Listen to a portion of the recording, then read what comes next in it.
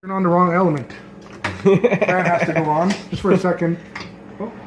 Anyways, what I'm going to be cooking here is some kid-friendly food. So, basically it's going to be some bacon and some pre-made pierogies. I mean, this is not a very difficult dish, but I will tell you, let your water boil before you put your effing pierogies in there, or else you're fired. So anyways, bacon's pretty well frozen. Don't worry about it. I'm like a professional. I can warm it up. I have really hot hands.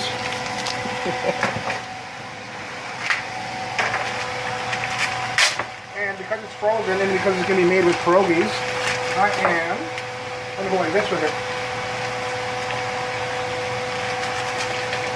It'll be more or less bacon bits.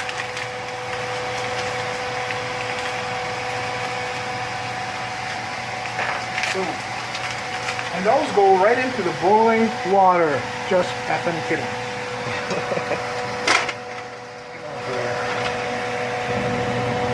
You may find, due to it being frozen and stuff, and partially thawed, it will stick. Don't worry about that. Let the oven do its work. Over here, I'll be washing my hands because there is possibility of bacteria on the cured meat, which is not a big problem because cured meat usually doesn't have bacteria. Just in case maybe someone farted on the package or something. I just prefer to be safe anyway. And always use a nice towel to dry your hands. My pants are very clean. I just put them on now, so normally I'd be wearing an apron. Wipe my hands on that bad boy. And you take the discarded package of bacon and you discard it into a proper garbage that is black.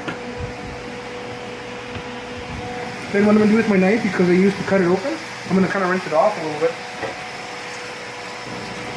And because it really barely even got used, all I'm going to do is give it a cheap rinse.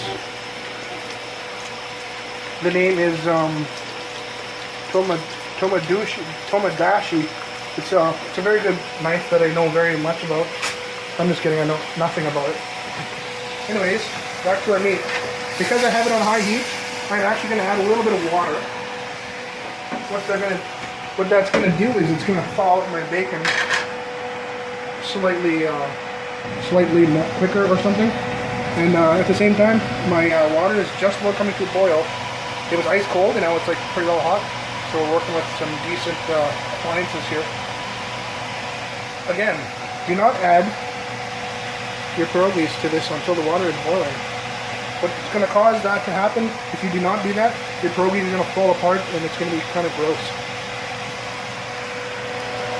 So I'm looking for a tongs, but I don't have any tongs, so this is going to have to do.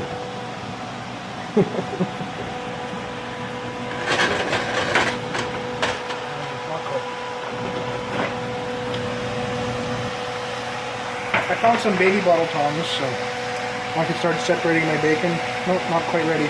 So what I'm going to do is I'm just going to flip it. I'm sure everyone knows how to cook bacon, but for those of you who don't, this is what I call my bacon bits. I like to have big chunks of bacon bits. Everyone loves it. I mean, it's just better to have a nice piece of bacon in your mouth. A big piece of meat in your mouth. So nothing more to do now except let the water boil, let the bacon render down. So we're going to push pause and add to this video later.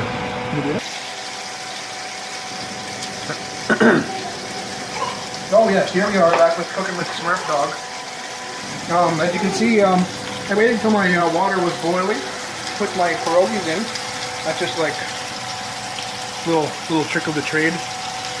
Some people won't know that, and then what's going to happen is your pierogies will probably explode. My pierogies are looking delicious right now.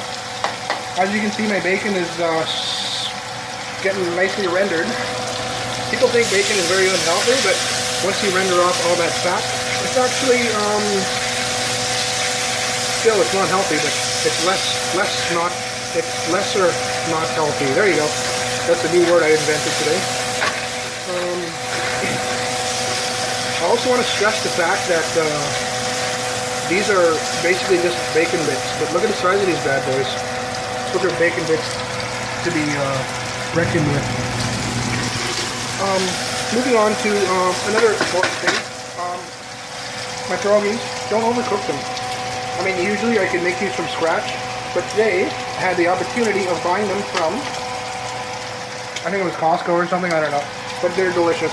And don't ever leave a plastic spatula inside of boiling water or inside of boiling grease. Okay, we're almost done here. We're going to garnish this up with maybe some green onions and everything, so we will come back to you in a matter of, I don't know, 6 minutes and a half. Okay, see, the pierogies are pretty well done, and they have lips on the side, so I like lips. I'm going to attempt to strain these without burning myself. As I said before, I'm a professional. I mean, I never said it before, but I'm telling you now, I'm a professional. See that rag in there?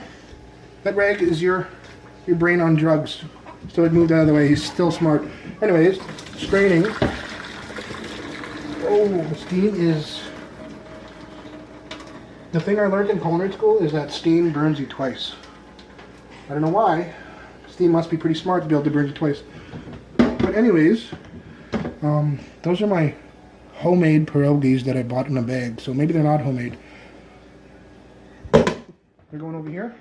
You can see my bacon bits are rendered well enough, so I want a little bit of, you know, fat in them.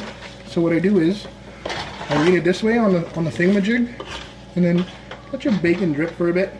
This is just a kid's meal, so we're going to move to the plating process here very quickly. But I'm going to melt some real butter. This stuff is original butter. Basil makes the best butter. Apparently they call it margarine, but I'm going to call it butter today. So, my melting process of the butter is going to basically just put my hand on here.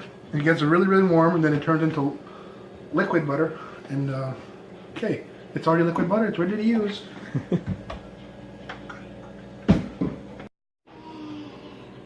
Oh, here's the butter I melted with my hand. I just poured it into this bowl. I'm pretty hot, so I can make butter warm.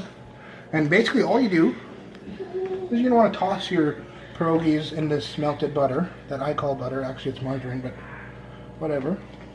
What that's going to do is basically just keep your bad boys from sticking together, especially when you have them in a bowl like this.